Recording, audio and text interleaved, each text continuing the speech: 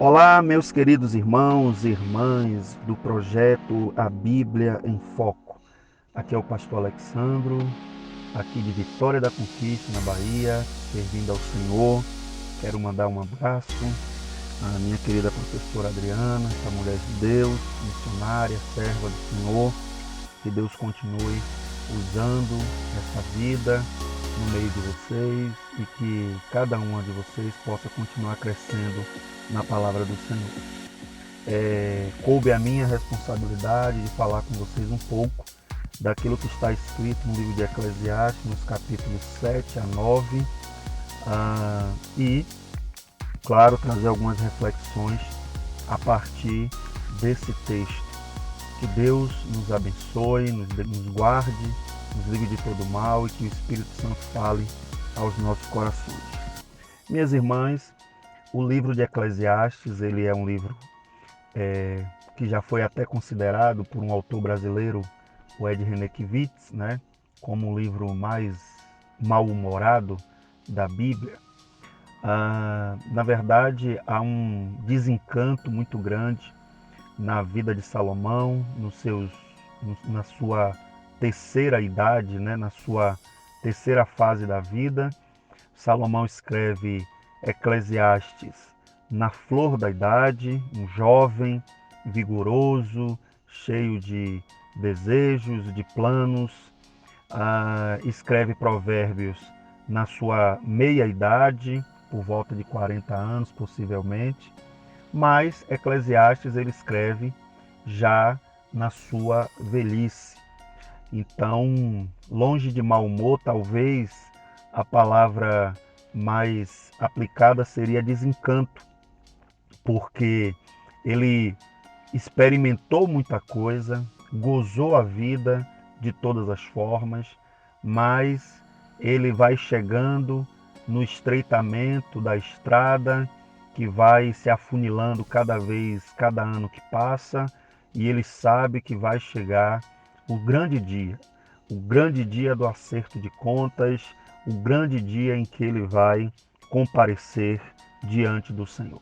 Então Salomão ele tem essa consciência de que logo ele estará diante daquele que é o Rei dos Reis e o Senhor dos Senhores.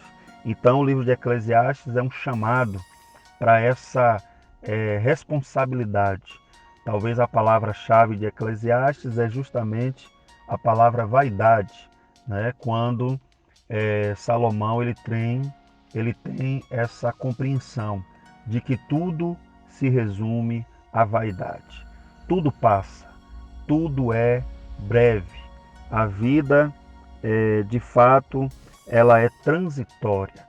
Então essa é a grande mensagem do livro de Eclesiastes. Mas eu quero destacar algumas verdades nesses 3 capítulos. Capítulo 7 ao 9, eu quero destacar algumas verdades.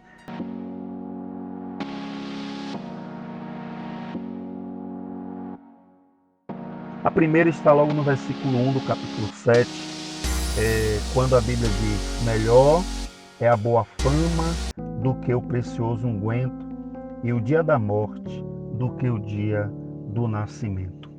Então, é uma grande verdade. Em outras palavras, eu posso dizer que é melhor ter o nome limpo do que andar cheiroso, com o dinheiro dos outros. O destaque desses 3 capítulos é todo dado para a sabedoria. Um homem ou uma mulher que busca a sabedoria precisa entender isso. Qualquer tipo de endividamento, qualquer tipo de má fama pesa muito mais do que qualquer tipo de vaidade que o homem possa sustentar. Por vezes a gente vê isso muito na vida do jovem. Ele começa a trabalhar e ele já vai comprando perfume, já vai comprando roupa, e vai comprando porque ele quer andar bonito, quer andar cheiroso, mas daqui a pouco começa a chegar as contas e o orçamento já ficou desequilibrado e a má fama, Talvez hoje, nos nossos dias, o máximo que pode acontecer é o nome ficar no Serasa, no SPC, Mas naquela época não, os credores iam até a porta e todos ficavam sabendo, né? Todos ficavam sabendo. Ainda hoje pode acontecer isso, né? É uma promissória, é alguma coisa mais local, e aí a Bíblia vai dizer que não é sábio viver dessa maneira, perdendo a boa fama, né, diante das pessoas. Isso para alguém que quer ser um pregoeiro da justiça, certamente é um grande prejuízo. Então, meus irmãos e irmãs, é importantíssimo que a gente preserve uma vida de testemunho, uma vida ilibada diante das pessoas, para que a pregação do Evangelho não perca de forma alguma a autoridade que deve ter, porque Evangelho é vida na vida. Então, eu só tenho como transmitir vida se eu tiver vida. Então, essa é a primeira definição.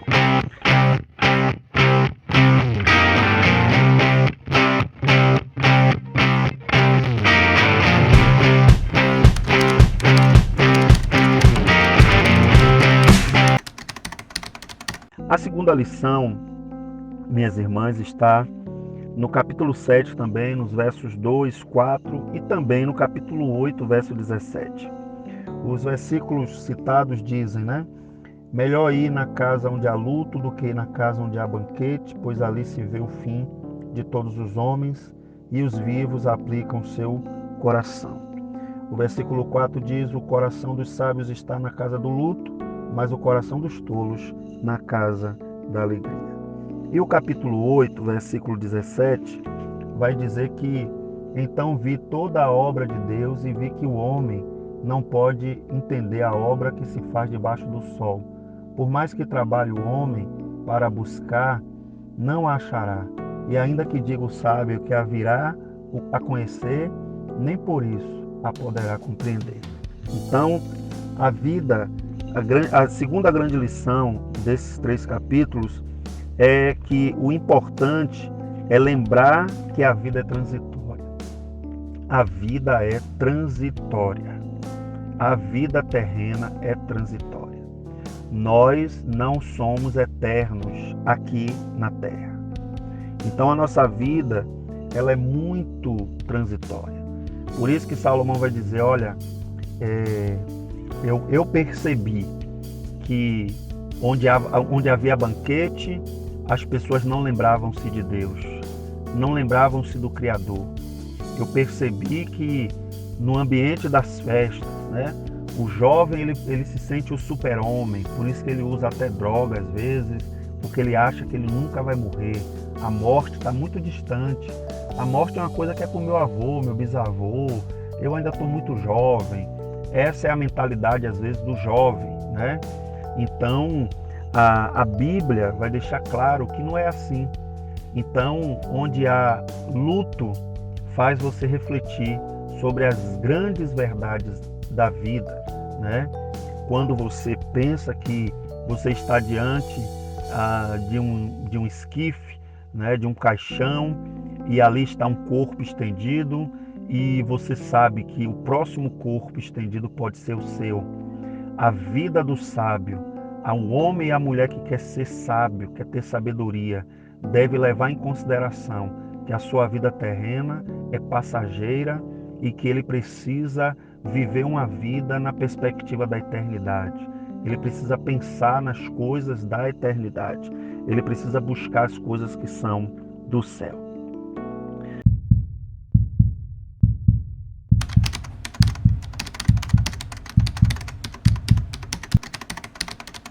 Outra verdade que eu também quero identificar aqui com vocês está no capítulo 7, no verso 7, quando a Bíblia diz assim: verdadeiramente a opressão faz endoidecer até o sábio, e o suborno corrompe o coração.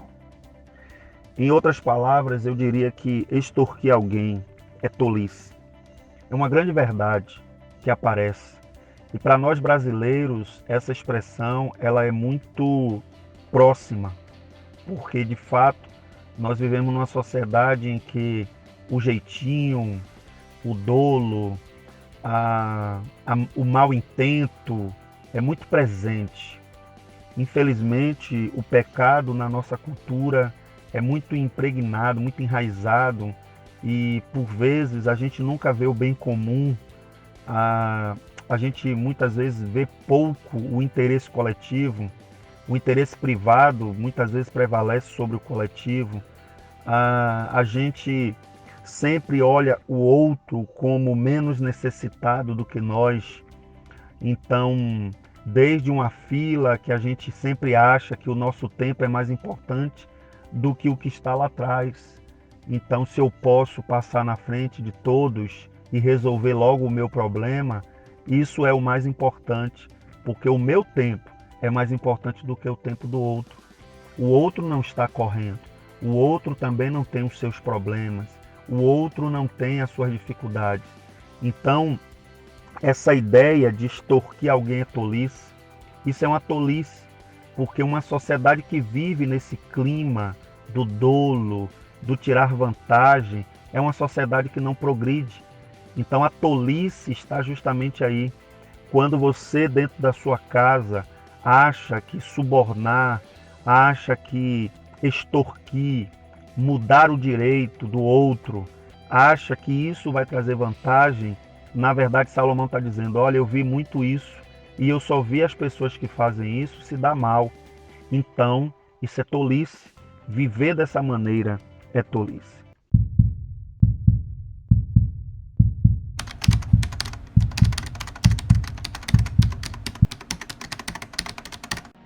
Uma quarta verdade, minhas irmãs e irmãos, que eu gostaria de destacar nesses 3 capítulos, e está também no capítulo 7, no verso 8. Versículo 8 diz assim: melhor é o fim das coisas do que o princípio delas, e melhor é o paciente do que o orgulhoso. Essa quarta verdade diz que terminar é mais importante do que começar. Eu quero que você pense comigo, reflita comigo nesse momento. O que é que você começou e você não levou adiante? Algumas coisas que você começou na vida e que você deixou pelo meio do caminho. A sabedoria aponta isso. Salomão já está na sua velhice e ele viu muito isso acontecer. O afã, a agonia, o desespero das pessoas de quererem começar as coisas e não ter como terminar. Isso é muito problemático. Isso traz prejuízos, porque você gastou energia, gastou tempo, gastou dinheiro por um determinado momento e aquilo não trouxe o menor proveito para a sua vida. Então, Salomão está dizendo, olha, sempre que você for começar algo, pense se você de fato vai até o fim. É importante isso, sobretudo na vida cristã, sobretudo na vida ministerial, na vida com Deus. Tudo que você fizer, você deve considerar que é melhor terminar do que começar. A quinta verdade que eu quero destacar, minhas irmãs, é que no versículo 19, capítulo 7, versículo 19, a Bíblia diz: a sabedoria fortalece ao sábio mais do que 10 governadores que haja na cidade. Em outras palavras, Salomão está dizendo: a sabedoria é mais importante do que o governo humano. Nós perdemos essa perspectiva. Como cristãos, precisamos nos dobrar diante do Senhor e pedir perdão a Ele, porque nós temos depositado, talvez, nesses últimos 4, 5 anos, a nossa vida, as nossas convicções no rei humano. Talvez, por isso, a gente esteja vivendo um dos conflitos mais preocupantes, né, que o Brasil já vivenciou, talvez aí nos últimos 150 anos. Nós estamos divididos, nós estamos com um tipo de pensamento binário, sempre o outro está errado e nós estamos certo. A gente sempre fica nessa dualidade terrível, o outro lado é o mal e o meu lado é o bom, e nós precisamos clamar a Deus, porque essa não deve ser a nossa perspectiva. A sabedoria em Eclesiastes, em Provérbios, A sabedoria, se você ler o contexto geral, é uma pessoa. E essa pessoa é Cristo. O grande sábio é Cristo. O maior de todos os sábios é Cristo. Mas ele não é só sábio, ele é a própria sabedoria. Ele é a encarnação da própria sabedoria. Então, a Bíblia está dizendo, meus irmãos, que é melhor o governo do reino do que o governo humano.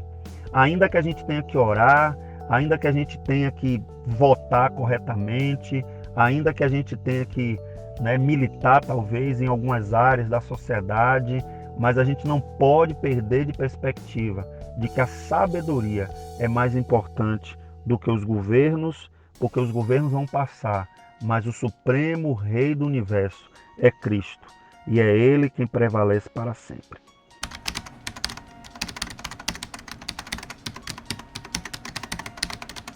Em sexto lugar, eu quero destacar o que está escrito no versículo 29, capítulo 7, versículo 29, que diz: Isto tão somente achei. Deus fez o homem reto, mas os homens buscaram muitas astúcias. Em outras palavras, Salomão está dizendo: Deus fez o homem justo, mas ele buscou todo tipo de maldade. A gente sabe, meus irmãos, que tudo o que acontece nesse mundo que vivemos acontece justamente por causa do pecado humano. Mas a Bíblia vai deixar claro para nós que Deus fez o homem justo. Justo. Foi assim que Deus fez o homem. E ele deve viver dessa maneira.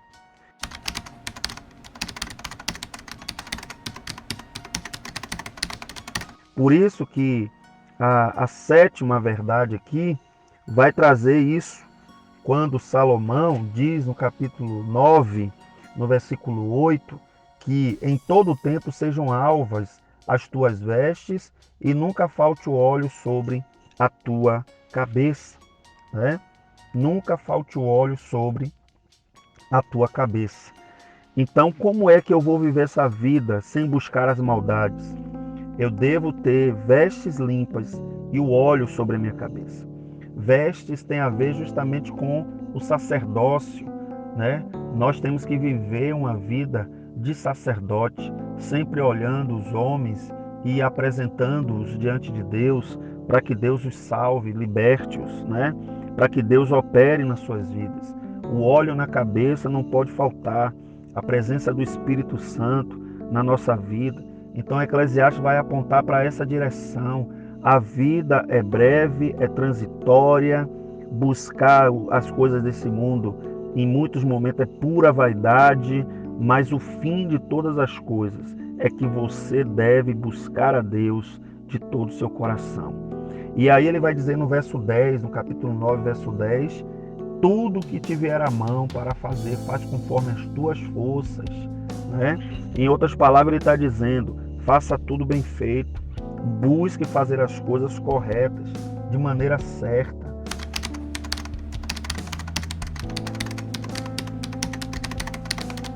E aí, meus irmãos, o grande fechamento aqui, o grande final aqui de Eclesiastes, no capítulo 9, ele vai contar aqui uma história, um exemplo que pareceu grande, O versículo 13 diz: Também vi este exemplo de sabedoria debaixo do sol, que me pareceu grande.